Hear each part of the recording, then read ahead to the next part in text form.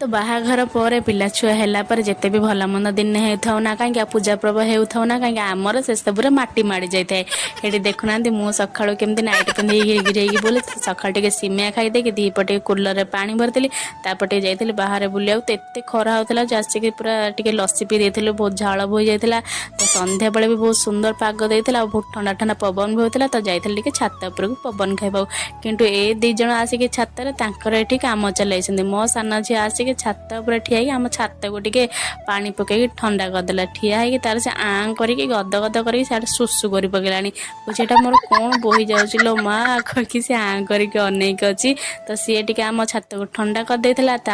आसी घर को आगे से कम सारापर टे तरबुज थुआई तो देखुले तरबुज टे खराब हो आसला तो से तरबुज आ कदली के पकईकि गोटे पणा कर स्टाइल मारिक पिऊली मो पणा धलीगला राति खाईदे जाइए शोवाई भिडियो भल लगी।